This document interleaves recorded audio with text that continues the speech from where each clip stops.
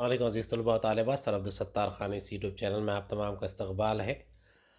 12th Urdu मार्च 2024 का solved exam paper है। Question answer चलिए शुरुआत करते हैं। सवाल नंबर एक, हिस्सा नसर कुल नंबरात 20। सवाल नंबर एक है अलिफ। दर्ज झैल दरसी इख्तिबास के बगैर मुताला करके दी हुई सरगर्मी हिदायत के मुताबिक मुकम्मल कीजिए। पहला है रवा खाका मुकम्मल कीजिए। मुसन्निफ़ की नज़र में डैश हम मर्तबा है। कौन कौन है? फ़लसफ़ी, साइंसदा, फ़नकार, अदीब। मैंने ख़बरें पढ़ी है कि तिब और जर्राही ने आसाबी मरीज़ों को शिफा बख्शी है और नफ्सियाती तज्ज़ियों का भरम खोल दिया है। अक़ीदतमंदी शामिल हाल हो तो सयाने, ओझा, आमिल, नजूमी, पामिस्ट, ख़याफ़ा शनास और हाजरात के माहिरीन भी माजी व मुस्तक़बिल के पर्दे उठा सकते हैं और इन सबको भी अपने अपने शोबों पर साइंस होने का दावा है। मैं मशरिक़ और मगरिब के फ़र्क व इम्तियाज़ को जोग्राफ़ियाई मफरूज़े मानता हूँ। सूरज के तुलू व ग़ुरूब के मकामात का फ़र्क इंसानियत और इंसानी मसाइल पर असरअंदाज नहीं होता। कहीं सुबह होती है, कहीं दोपहर, कहीं शाम तो कहीं रात, और ये सब बैक वक्त होता है। यूरोप और अमेरिका के शायरों के सामने जो मसाइल हैं, इनके दर्जात मुख्तलिफ हैं, लेकिन नोयत एक है। वहाँ के वाक़यात बेशक हमारे लिए ख़बर है। हम अभी इन मसाइल से इस शिद्दत के साथ दो चार नहीं हुए।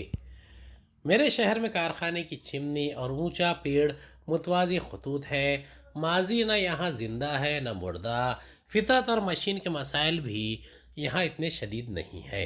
ये वो ज़िंदगी है जिसे मैं जीता हूँ, देखता हूँ, सोचता हूँ, महसूस करता हूँ।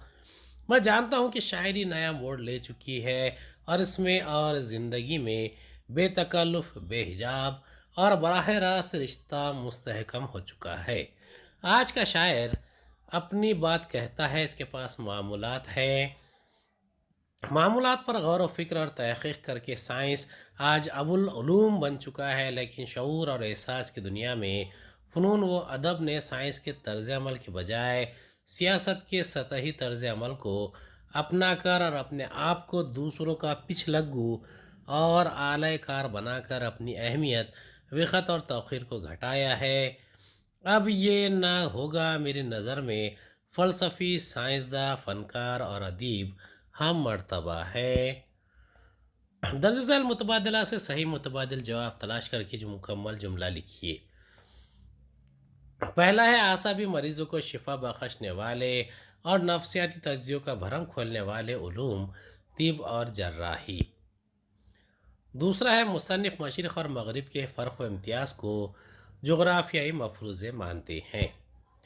तीसरा, मुसन्निफ़ ने शायरों के मसाइल का मवाजना किया यूरोप और अमेरिका के। चौथा, शऊर और एहसास की दुनिया में फ़नून व अदब ने अपनाया है। इसका जवाब है सियासत का तर्ज अमल। तीसरा, पिछलग्गू चापलूसी इंसान की अहमियत, वक़्त और तौक़ीर घटा देती है। ज़ाती राय तहरीर कीजिए। चापलूसी इंसान को अच्छे या बुरे से हट कर तारीफ़ करने के काबिल बनाता है। फ़र्द की ज़्यादा खुशहाल ज़िंदगी गुजारने में मदद करता है। समाजी हम आहंगी को फ़रोग़ और मुस्तहकम करता है। चापलूसी मालूमात और हमेशा दीगर अवामिल की साख को नुकसान पहुँचाती है। ये इंसान की इज़्ज़त, आबरू, वक़ार और हमियत को नुकसान पहुँचाती है। इंसान बेगैरत हो जाता है, हमेशा काम की बजाय चापलूसी करता नज़र आता है। ईमानदारी और खुलूस को दरकिनार कर दिया जाता है। बेदर्ज झैल दरस इक़्तिबास के बगैर मुताला करके दी हुई सरगर्मी हिदायत के मुताबिक मुकम्मल कीजिए। शजरी खाका मुकम्मल कीजिए। चीन रकबा 96 लाख मुरबा किलोमीटर, दुनिया में नंबर तीसरा नंबर। आबादी 1 अरब, दुनिया में नंबर, दुनिया में सबसे ज़्यादा। चीन रकबे के लिहाज से सोवियत यूनियन और कनाडा के बाद दुनिया का तीसरा बड़ा मुल्क है, जिसका मजमूई रकबा 96 लाख मुरबा किलोमीटर है और आबादी के लिहाज से तो दुनिया का सबसे बड़ा मुल्क है। इसकी आबादी 1 अरब से ज़ायद है। ये पूरा इलाक़ा बड़ी मुतन्नो और रंगारंग जोग्राफ़ियाई खसूसियात का हामिल है। इसमें सरबफलक पहाड़ों की तवील सिलसिले भी हैं, लख व दख सहरा भी और नज़र अफरोज़ सब्ज़ा ज़ार भी। चुनांचे बीजिंग तक सफ़र में थोड़े थोड़े वक्फ़ों से ये इलाक़े नज़र आते रहे। खरा खरम का सिलसिला को ख़त्म होते ही ऐसा बे आब व गया रेगिस्तान शुरू हो गया। جس میں حد نظر تک زندگی کے آثار دکھائی نہیں دیتے تھے۔ اس کے بعد پھر برف پوش پہاڑوں کا ایک طویل سلسلہ آ گیا اور نشیب و فراز کا یہ سلسلہ بیجنگ پہنچنے تک جاری رہا۔ غالباً اسی وجہ سے کہا جاتا ہے کہ چین کو اگر مغرب سے اس طرح دیکھا جا سکے کہ مشرق کے ساحلی علاقوں تک پورا خطہ سامنے ہو تو ایک زینہ سا اترتا نظر آئے گا۔ تقریباً 6 گھنٹے کی پرواز کے بعد جہاز بیجنگ کے ہوائی اڈے پر اترا تو یہاں شام کے 4 بجے تھے۔ لاؤنج عبور کرنے کے بعد چائنا اسلامک ایسوسی ایشن کے عہدیداران اور چین کے محکمہ مذاہب کے نائب صدر استقبال کے لیے موجود تھے۔ چین میں ہماری میزبانی چونکہ چائنا اسلامک ایسوسی ایشن کر رہی تھی، اس لیے وی آئی پی لاؤنج میں ان حضرات کے ساتھ کچھ دیر رسمی گفتگو رہی اور نماز عصر وہیں ادا کرنے کے بعد ہم ہوائی اڈے سے روانہ ہوئے۔ ہمارے قیام کا انتظام ایک ہوٹل میں کیا گیا تھا جو یہاں اقلیتی قومیتوں کے محل کے نام سے مشہور ہے، اور اس کی 10 منزلہ شاندار عمارت بیجنگ کے مین روڈ چونگ این اسٹریٹ پر واقع ہے۔ درج ذیل سرگرمیوں کے جوابات ایک جملے میں تحریر کیجیے۔ پہلا سوال ہے مصنف کی میزبانی کرنے والی تنظیم کا نام۔ مصنف کی میزبانی کرنے والی تنظیم چائنا اسلامک ایسوسی ایشن ہے۔ دوسرا، مصنف کے قیام والی ہوٹل جس نام سے مشہور ہے۔ مصنف کے قیام والی ہوٹل اقلیتی قوموں کے محل کے نام سے مشہور ہے۔ تیسرا سوال ہے تاریخی مقامات کی سیر کی اہمیت پر روشنی ڈالیے۔ تاریخی ورثہ ہماری تاریخ اور روایات کا جائزہ لینے میں ہماری مدد کرتا ہے اور ہمیں اپنے بارے میں بیداری پیدا کرنے کے قابل بناتا ہے۔ اس سے ہمیں یہ سمجھنے اور سمجھانے میں مدد ملتی ہے کہ ہم جس طرح کے ہیں وہ کیوں ہیں۔ یہ ہماری ثقافت کا کلیدی پتھر ہے جو ہماری سیاست، معاشرت، کاروبار اور عالمی نظریے میں اہم کردار ادا کرتا ہے۔ کیونکہ کچھ تاریخی مقامات فخر کا احساس پیدا کر سکتے ہیں، کچھ غصے کے احساس کو جنم دیتے ہیں، کچھ اداسی کے احساس، تفریحی احساس وغیرہ کو جنم دیتے ہیں۔ ایک ہی وقت میں یہ شخص اس کے رویے، اس کے ادراک، تاریخ کے بارے میں اس کی سمجھ، سیاق و سباق وغیرہ پر بھی منحصر ہے۔ جیم درج ذیل غیر درسی اقتباس سے بغیر مطالعہ کر کے دی ہوئی سرگرمیاں ہدایت کے مطابق مکمل کیجیے۔ 6 نمبرات۔ خاکہ مکمل کیجیے۔ خدا بخش لائبریری، مقام پٹنہ بہار، بانی خدا بخش خان۔